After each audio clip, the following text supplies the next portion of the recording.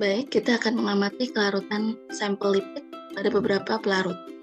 Bahannya adalah margarin, mentega, dan minyak yang dimurnikan. 2 tabung reaksi dan air. Prosedurnya adalah sebagai berikut. Larutan sampel terhadap air. Tempatkan masing-masing sampel dalam tabung reaksi. Kemudian tuang air dengan volume 2 kali volume sampel. Kocok masing-masing sampel dengan kuat beberapa lama. Amati yang terjadi.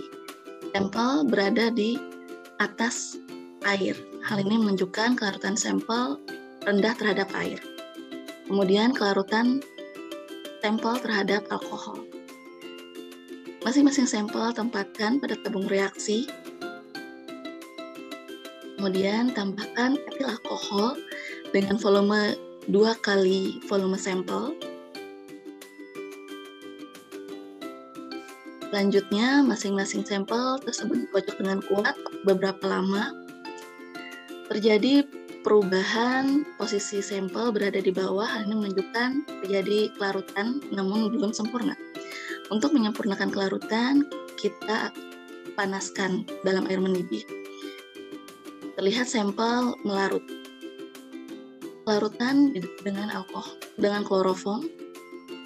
Masing-masing sampel dalam tabung reaksi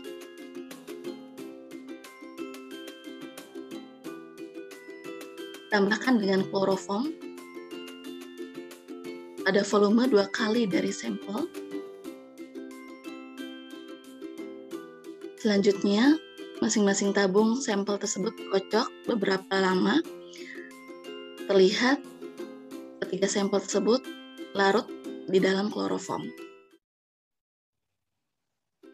Selanjutnya adalah uji acrolling untuk mengidentifikasi adanya glycerol baik dalam bentuk bebas maupun dalam sampel minyak atau lemak, di mana glycerol akan mengalami dehidrasi ketika bereaksi dengan potasium sulfat. Bahan yang digunakan yaitu mentega, margarin, dan minyak murni.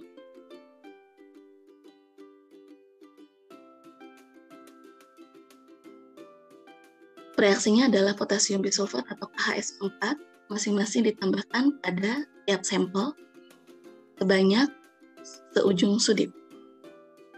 Campuran tersebut pada masing-masing sampel dipanaskan secara langsung di atas api, lalu dicium aroma dari uap yang terbentuk. Minyak akan terhidrolisis oleh pemanasan membentuk gliserol dan asam lemak, begitupun dengan lemak. Gliserol yang bebas akan bereaksi dengan KHSO4 membentuk akrolin yang tercium dengan bau menyengat. Berikutnya adalah uji ketidakjenuhan untuk identifikasi asam lemak tidak jenuh di dalam sampel. Asam lemak tidak jenuh di dalam sampel memiliki ikatan rangkap yang dapat diadisi oleh halogen. Sampel yang digunakan adalah cottonseed oil, linseed oil, kloroform sebagai pelarut, dan iod Hubble sebagai pereaksinya. Alatnya 2 tabung reaksi dan pipet tetes.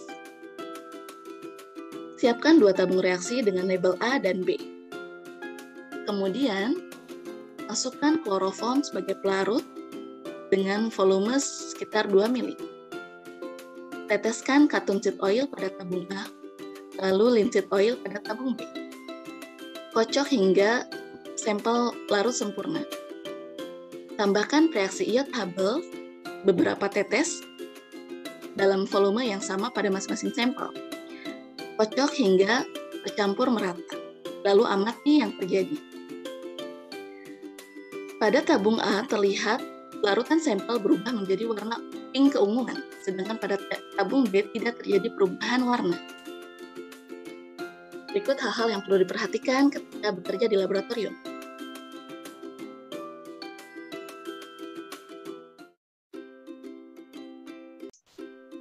Berikutnya kita akan menyimak uji ketengikan atau rancidity test terhadap sampel minyak atau lemak. Minyak atau lemak bila dibiarkan terlalu lama akan menjadi rusak atau tengik. Berikut adalah video tutorial praktikum untuk uji ketengikan. Kita akan menyimak step 1 dan step 2 mengenai uji ketengikan. Berikut adalah instrumen dan alat gelas yang diperlukan dan reagen-reagen yang diperlukan.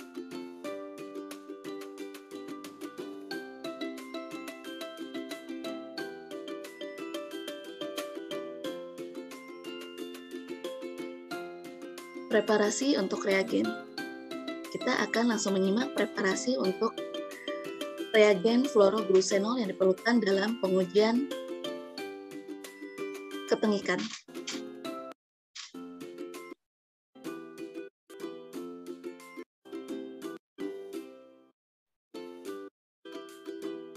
Berikut adalah tahapan preparasi pembuatan reagen fluoroglusenol dengan konsentrasi 1%. Sebanyak 50 ml asam asetat glasial disiapkan ke dalam tabung reagen berwarna coklat sebagai berikut. Kemudian timbang serbuk fluoroglusenol sebanyak 0,5 gram.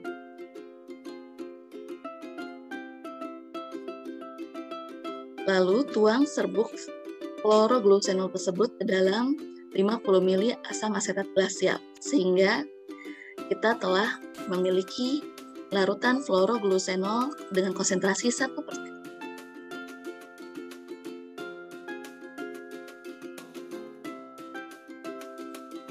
Lalu kita akan membuat larutan fluoroglusenol dengan konsentrasi 0,1%. Dapat dilakukan dengan pengenceran,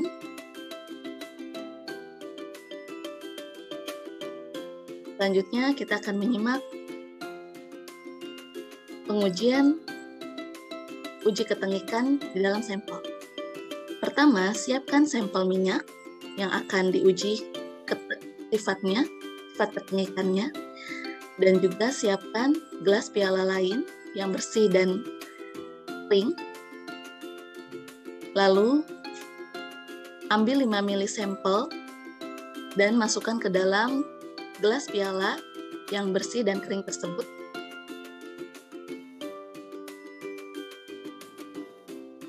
Selanjutnya, tambahkan larutan fluoroglusenol 0,1% sebanyak 5 ml ke dalam sampel.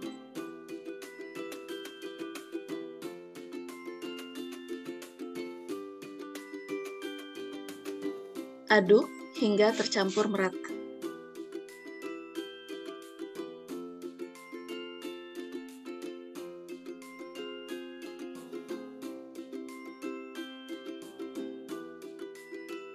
Kemudian tambahkan asam klorida pekat sebanyak 5 ml ke dalam campuran tersebut.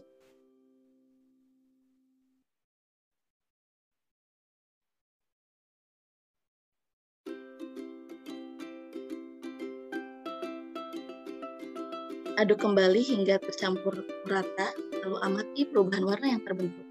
Jika terbentuk warna merah, pink kemerahan, hal ini menunjukkan sampel minyak tersebut telah tengik. Bandingkan dengan sampel minyak yang tidak tengik atau fresh.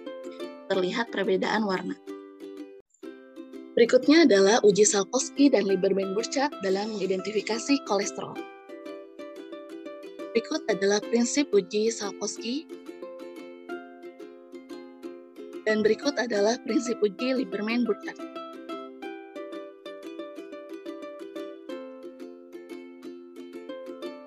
Pertama, siapkan terlebih dahulu sampel, yaitu berupa kolesterol yang telah dilarutkan dalam kloroform dan reaksi yaitu asam sulfat pekat serta asam asetat anhidrat.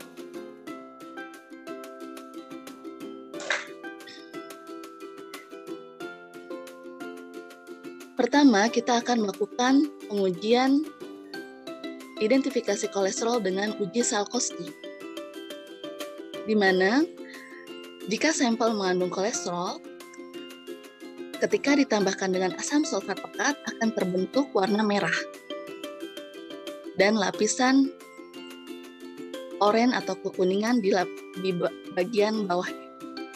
Tambahkan sampel kolesterol ke dalam tabung reaksi, lalu tambahkan reaksi asam sulfat pekat pada kolesterol tersebut atau sampel tersebut. Amati warna yang terbentuk. Pada praktikum ini terbentuk warna merah di lapisan atas dan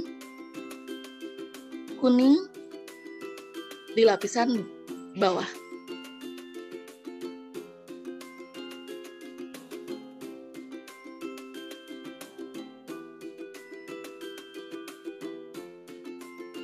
Selanjutnya, kita akan melakukan pengujian identifikasi kolesterol dengan uji Lieberman-Burchard.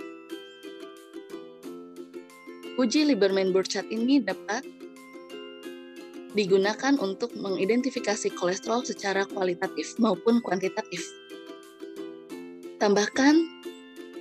Masukkan sampel kolesterol ke dalam tabung reaksi, lalu tambahkan asam asetat anhidrat. Selanjutnya, tambahkan asam sulfat pekat.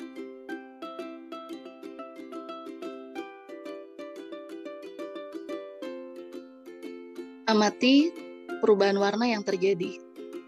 Terlihat terbentuk warna hijau biruan atau biru kehijauan di dalam sampel tersebut.